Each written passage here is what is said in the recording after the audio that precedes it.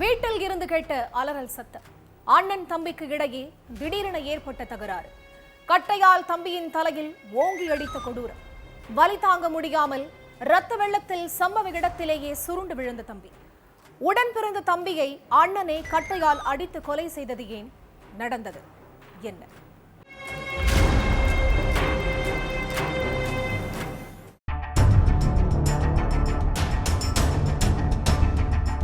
Night 9 மணி இருக்கும். கொழுமணிவாக்கம் பகுதியில் உள்ள ஒரு வீட்டில் இருந்து திடீர்னு அலறல் சத்தம் கேட்டிருக்கு. சத்தத்தை கேட்ட அக்கம் பக்கத்து வீட்டுக்காரங்க உடனே ஹரிதாஸ்ங்கிற நபரோட வீட்டுக்கு போய் பார்த்திருக்காங்க. அங்க தலையில ரத்தம் சொட்ட சொட்ட இளைஞர் கோபால் உயிரிழந்து கிடந்திருக்கார். சடலத்துக்கு பக்கத்துல ஹரிதாஸ் கையில பெரிய கட்டையை வச்சுட்டு உட்கார்ந்துட்டு இருந்திருக்கார். இதை பார்த்து அதிர்ச்சி அடைஞ்ச கிராம மக்கள் போலீஸ் ஸ்டேஷனுக்கு போன் பண்ணி தகவலை சொல்லி இருக்காங்க. உடனடியா ஸ்பாட்டுக்கு வந்த போலீஸ் சடலத்தை மீட்டு போஸ்ட்மார்ட்டத்துக்கு அனுப்பி வச்சாங்க.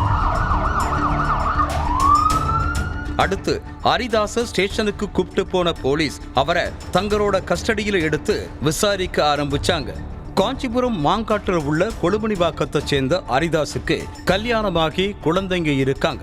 இவரு பிளம்பர் வேலை செஞ்சுட்டு குடும்பத்தோட வாழ்வாதாரத்தை கவனிச்சுட்டு இருந்தார். ஹரிதாஸுக்கு 35 வயசுல கோபால்ங்கிற தம்பி ஒருத்தர் இருந்தார். கோபால் கார்பெண்டராகவும் மற்ற நேரத்துல டிரைவராகவும் வேலை பார்த்துட்டு இருந்தார். இப்படி இவங்க வாழ்க்கை நல்லபடியா போயிட்டு இருந்த நேரத்துல வேண்டாத சேர்க்கையால மது போதைக்கு அடிமையான கோபால் எந்நேரமும் மதுவே கதின்னு கிடந்திருக்காரு. இதனால கோபாலுக்கு சொந்தக்காரங்க ஊர்க்காரங்கன்னு யாருமே பெண் கொடுக்க முன்வரல. 35 வயசாகியும் கல்யாணம் ஆகாததால கோபால் ரொம்ப மன உளைச்சல்ல இருந்திருக்கார்.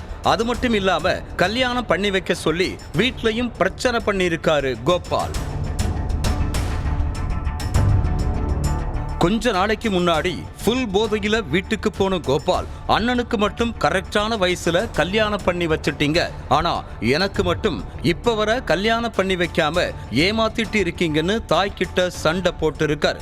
அதுக்கு இப்பெல்லாம் நீ எந்த ஒரு வேலை வெட்டிக்கும் போறது கிடையாது, குடிச்சிட்டு டெய்லி வீட்டுக்கு வந்து பிரச்சனை பண்ணிட்டு இருக்க, இப்படி இருந்தா உனக்கு யாரு பொண்ணு கொடுப்பா, அப்புறம் எப்படி உனக்கு கல்யாணம் நடக்கும், அதனால நீ முதல்ல இந்த கேடுகட்ட குடிப்பழக்கத்தை விடு, அதுக்கப்புறம் நாங்களே உனக்கு ஒரு நல்ல பொண்ணா பார்த்து கல்யாணம் பண்ணி வைக்கிறோம்னு சொல்லி இருக்காங்க.